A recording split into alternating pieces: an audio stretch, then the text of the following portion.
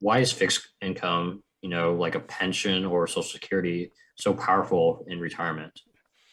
Yeah, it reminds me of situations that I've been in where, you know, I will be meeting with clients. For example, a couple, both were teachers, both put in their 30 years or what have you. They've got this kind of 80 to 85% of their income that they used to have teaching now coming in from their state teachers retirement system strs. I remember in 2008, the market's falling apart. A lot of clients are coming in pretty concerned, because it was a big downturn.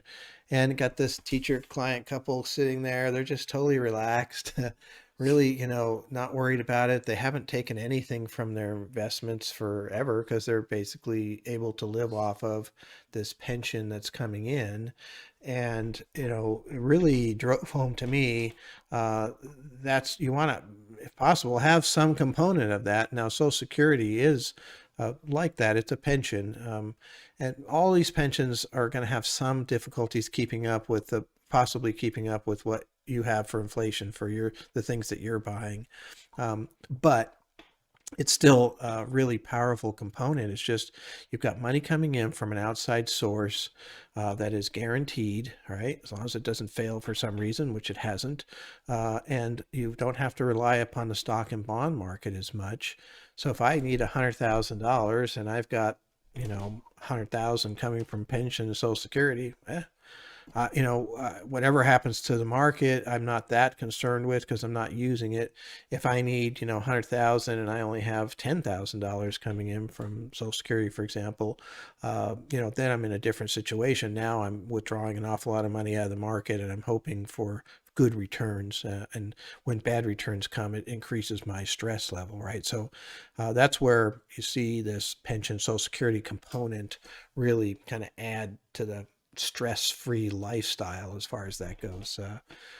So not everybody has that. Not everybody can do that. Not everybody wants to be a teacher or a civil servant or fireman or whatever it is that creates these big pensions nowadays. But that's why it's such a critical component, though.